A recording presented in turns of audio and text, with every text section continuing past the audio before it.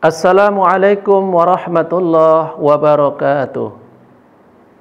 Alhamdulillahilladzi hadana lihadza wa ma kunna linahtadiya laula an hadanallah. Asyhadu an la ilaha illallah wahdahu la syarikalah wa asyhadu anna sayyidana Muhammadan abduhu wa rasuluhu alladzi la nabiyya ba'da. Allahumma salli wa sallim wa barik ala Sayyidina Muhammad wa ala alihi wa ashabihi wa man tabi'ahu ila yaumil qiyamah, amma ba'd. Pemirsa Damai Indonesiaku yang berbahagia, kaum muslimin dan muslimat, shaimin dan shaimat yang dirahmati dan dimuliakan Allah Subhanahu wa taala. Alhamdulillah wa syukrulillah. Segala puji dan syukur mari sama kita ucapkan, kita persembahkan kehadirat Allah Subhanahu wa taala. Dialah Allah yang Maha Esa dan Maha Kuasa. Zat yang selalu melimpahkan rahmat dan nikmatnya dalam hidup dan kehidupan kita. Sampai saat ini kita masih mendapatkan nikmat iman Islam, kesehatan, kelapangan waktu, sehingga dapat bertemu, bertatap muka kembali dalam acara Damai Indonesiaku TV One Medan.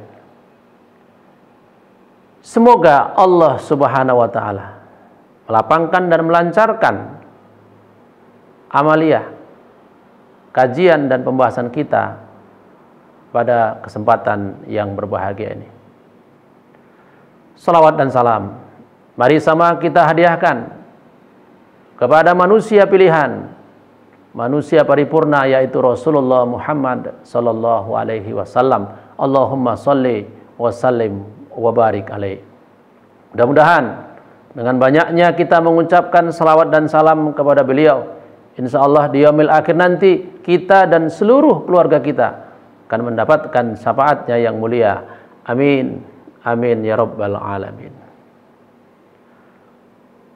Kaum muslimin dan muslimat yang dirahmati dan dimuliakan Allah Subhanahu wa taala. Pada pertemuan kali ini kita akan membicarakan dan membahas tentang amalan-amalan kecil, amalan-amalan ringan, tapi mempunyai pahala yang besar dan berat di sisi Allah Subhanahu wa taala. Apakah dalam Islam ada amalan kecil, amalan ringan yang memiliki, yang mempunyai pahala yang besar dan berat di sisi Allah? Jawabannya ada.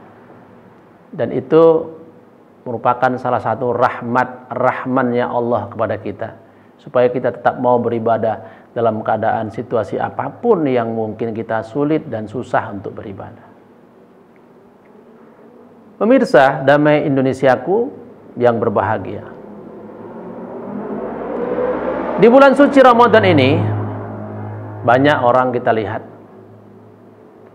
karena sudah berpuasa terasa berat, lapar, haus, ditambah lagi karena melaksanakan mungkin sholat malam, kemudian merasa capek. Akhirnya apa?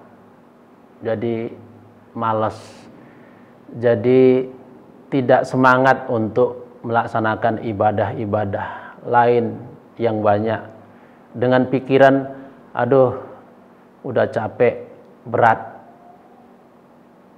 sehingga banyaklah ketinggalan amal-amal baik yang harusnya dilakukan, khususnya di bulan suci Ramadan ini. Makanya kajian kali ini akan memberikan solusi bagi orang yang walaupun dalam keadaan capek, walaupun berat menjalankan ibadah, khususnya di bulan suci Ramadan ini, akan tetap bisa beramal dengan amal yang ringan, amal kecil tapi mempunyai pahala yang besar. Pemirsa Damai Indonesiaku yang berbahagia, apa saja dalam Islam amalan-amalan kecil ringan tapi mempunyai pahala yang besar dan berat di sisi Allah Subhanahu wa taala. Banyak. Dan amalan itu adalah yang pertama, berzikir. Zikir artinya mengingat, menyebut nama Allah. Berzikir mengingat, menyebut nama Allah. Zikir apa yang ringan tapi pahalanya besar dan berat di sisi Allah? Dalam hadis riwayat Imam Bukhari dan juga Imam Muslim, Rasulullah sallallahu alaihi wasallam bersabda, kalimatani khafifatani 'alal lisan, sakilatani fil mizan, habibatani ilar rahman, subhanallah wa bihamdi subhanallahil azim. Ada dua kalimat ringan diucapkan dengan lidah, tapi berat timbangannya, besar pahalanya dalam mizan timbangan Allah. Dan dua kalimat ini merupakan kalimat yang disukai, dicintai oleh Allah. Kalimat itu adalah subhanallah wa bihamdi subhanallahil azim, subhanallah walhamdulillah. Jadi kalau kita merasa berat melaksanakan ibadah karena kita puasa, mungkin karena kita capek ya, sholat malam atau baca Quran, bolehlah ini solusinya ya, ibadah kecil ringan tapi pahalanya besar. Baca tasbih, baca tahmid, subhanallah walhamdulillah, subhanallah walhamdulillah. Ini diulang-ulang, sekali boleh, 2 kali, 5 kali, mau 10 kali, tentu makin banyak makin besar pahalanya yang diberikan oleh Allah Subhanahu wa taala. Kan tidak berat melapaskan itu, tapi besar dan berat pahalanya di sisi Allah Subhanahu wa taala. Pemirsa Damai Indonesiaku yang berbahagia, maka perbanyaklah zikir kalau memang kita sulit atau agak susah untuk melaksanakan ibadah-ibadah yang kita anggap besar atau berat. Walaupun cuma zikir dengan melapaskan subhanallah wa bihamdi subhanallahul azim, tapi pahalanya besar dan berat di sisi Allah. Bahkan kalimat ini kalimat yang disayangi, disukai oleh Allah Subhanahu wa taala. Kaum muslimin muslimat, soimin soimat yang dirahmati dan dimuliakan Allah Subhanahu wa taala. Selanjutnya, amal kedua yang ringan, kecil tapi pahalanya besar di sisi Allah adalah membaca Quran setiap saat atau setiap waktu. Membaca Al-Quran setiap saat atau setiap waktu, seberapa kita bisa. Arti membaca Quran itu bukan harus targetnya 1 juz ya, 1 juz apa 2 juz atau mesti khatam, tidak. Tapi ada saja ayat Al-Quran yang dibaca dan itu tidak sampai merepotkan kita membacanya, pahalanya besar dari sisi Allah Subhanahu wa taala. Sebab kalam yang paling disukai Allah adalah kalamullah, kalamnya Allah. Makanya orang yang baca kalam Allah berarti sedang memberikan kesenangan kepada Allah. Wajar kalau orang yang baca Quran itu akan disukai oleh Allah. Dan kalau Allah sudah suka, wajar pula Allah memberikan imbalan yang besar kepada orang itu. Jadi banyaklah baca Quran. Membaca Quran termasuk salah satu amalan yang ringan, kecil, karena enggak dibatasi. Berapa ayat boleh kita baca, nanti Allah kasihkan pahala yang besar kepada kita. Pemirsa Damai Indonesiaku yang berbahagia, untuk amalan ringan kecil selanjutnya yang pahalanya besar akan disampaikan setelah pesan-pesan berikut ini.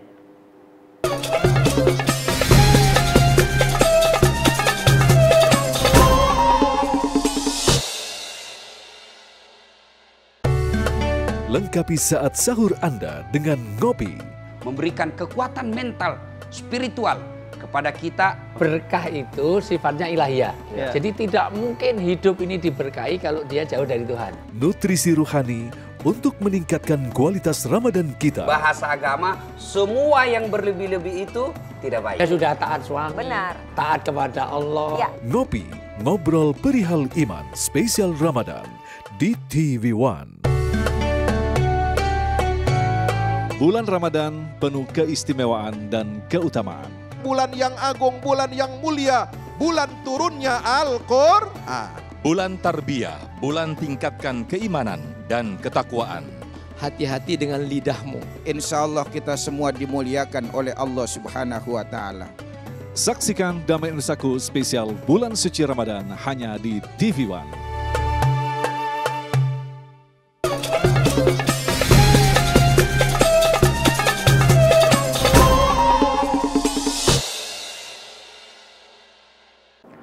Pemirsa Damai Indonesiaku yang berbahagia, kaum muslimin dan muslimat, soimin dan soimat yang dirahmati dan dimuliakan Allah Subhanahu wa Ta'ala. Adapun amalan kecil, amalan ringan yang ketiga, yang pahalanya besar dan berat di sisi Allah Subhanahu wa Ta'ala, adalah membaca basmalah.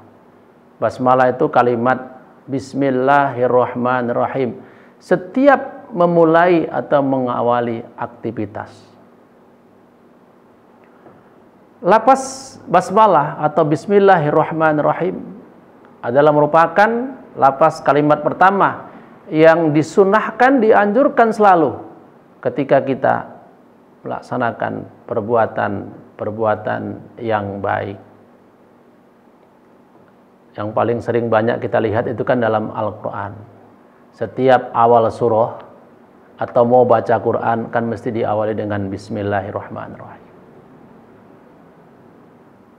Dalam hadis riwayat Imam Abu Daud, Rasulullah SAW bersabda, setiap amalan yang mempunyai kebaikan atau kepentingan dilakukan tidak diawali dengan lapas basmalah atau Bismillahirrahmanirrahim, maka amalan itu atau perbuatan itu, aktivitas itu akan terputus keberkahannya, enggak berkah dari sisi Allah Subhanahu wa Ta'ala. Itulah makanya orang muslim, kita orang Islam, kalau mau mengawali perbuatan yang baik, maka mulailah dengan basmalah, Bismillahirrahmanirrahim. Bahkan termasuk perbuatan baik itu seperti, walaupun kesannya mungkin kita nggak merasa baik, seperti memotong hewan, ya, motong ayam, motong kambing, dilapaskan Bismillahirrahmanirrahim. Karena hakikatnya memotong itu kan perintah Allah, dan yang kita potong juga binatang yang dihalalkan oleh Allah Subhanahu wa Ta'ala. Yang nggak boleh itu justru yang dilarang Allah dan diharamkan kita pakai bismillah, yaitu salah. Kemudian tidak juga bismillah dibaca di tempat-tempat yang tidak bagus. Kalau masuk rumah kan bagus, masuk kamar bagus, pakai Bismillahirrahmanirrahim. Tapi kalau masuk WC, masuk tempat buang kotoran, ini kan nggak bagus. Jangan diawali dengan Bismillahirrahmanirrahim, tapi awalilah dengan ta'awuz, kalimat a'udzu billah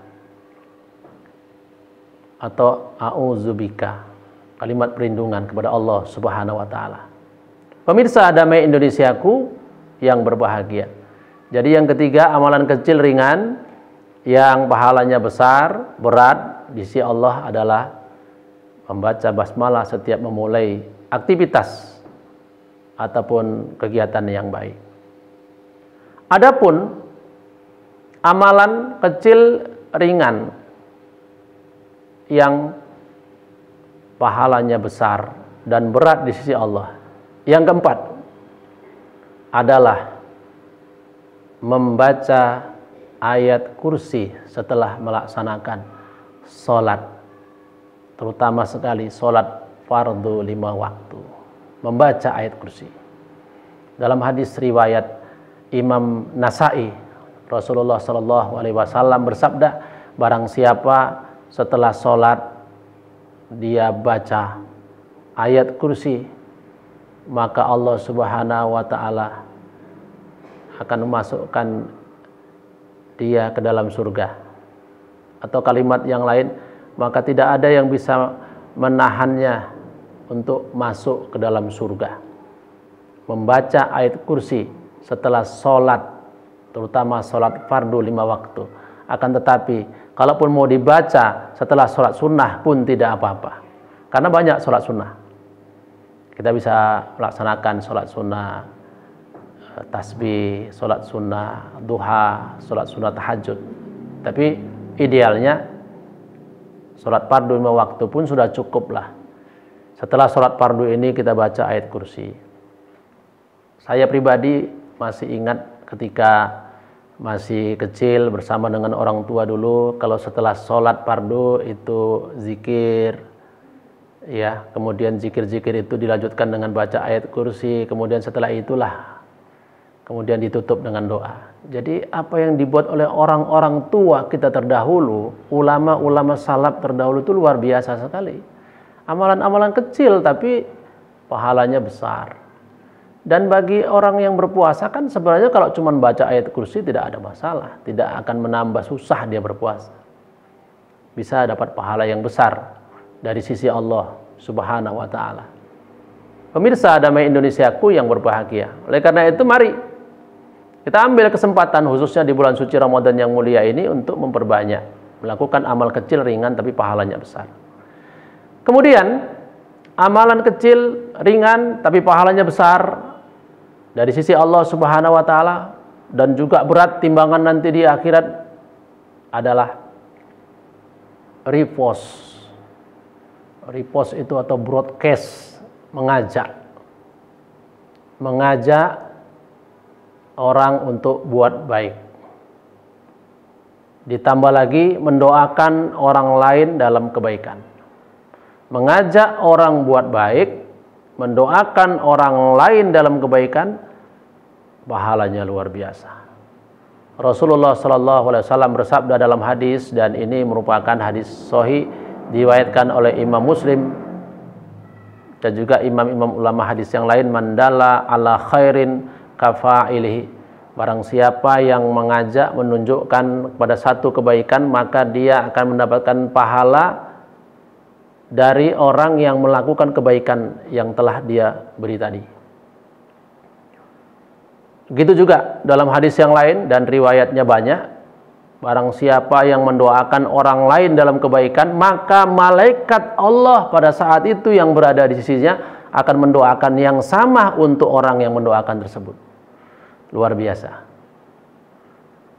Mengajak, buat baik, mendoakan orang dalam kebaikan, pahalanya, imbalannya besar dan berat dari sisi Allah Subhanahu wa taala. Oh, kalau mengajak itu kan berat. Kita mesti bersorak berseru. Nah, itu dulu. Belum ada teknologi seperti sekarang ini. Sekarang ini mengajak gampang. Tinggal diketik di WA, kirim. Atau diketik di Facebook, kirim. Diketik di Instagram, kirim. Kita nggak perlu mulut berbicara, tangan yang bekerja. Kan tidak berat. Namanya merepost. Ngirim, share. Dan itu hasil repost kita, share kita itu kemudian dibaca orang. Dan orang kemudian mengamalkan. Kalau itu kebaikan dikerjakan, maka semua kebaikan yang dikerjakan orang, pahalanya mengalir untuk kita tanpa mengurangi pahala dari orang yang mengerjakan itu sendiri. Luar biasa. Maka ajaklah orang, terutama di bulan suci Ramadan ini, melalui tangan kita, jari-jari kita. Kalau memang kita nggak sanggup mengajak melalui mulut kita, maka kita akan mendapatkan pahala yang besar dari sisi Allah Subhanahu wa taala. Pemirsa Damai Indonesiaku yang berbahagia, untuk amalan kecil dan ringan selanjutnya akan disampaikan setelah pesan-pesan berikut ini.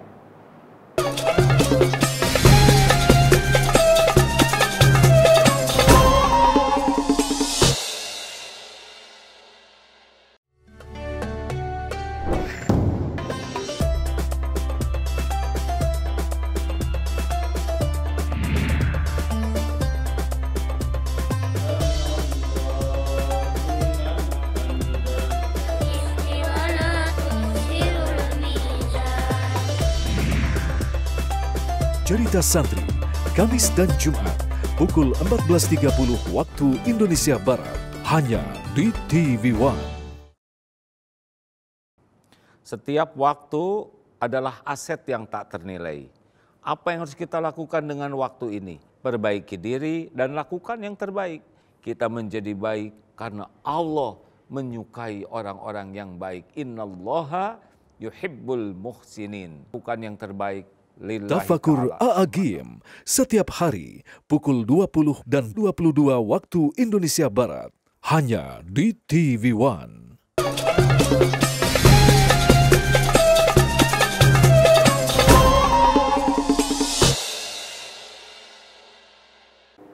Pemirsa Damai Indonesiaku yang berbahagia, kaum muslimin dan muslimat, soimin dan soimat yang dirahmati dan dimuliakan Allah Subhanahu wa taala. Adapun amalan kecil, ringan, tapi pahalanya besar dan berat di sisi Allah Subhanahu wa taala. Yang kelima atau yang selanjutnya adalah mendengarkan azan dan mengamalkan doa setelah azan.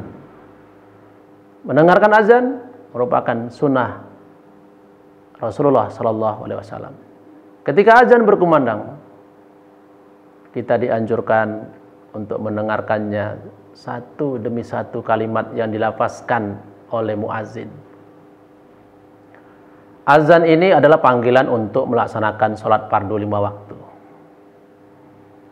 Akan tetapi kita juga harus tahu azan sebenarnya bukan hanya fungsinya untuk memanggil orang melaksanakan sholat fardu 5 waktu.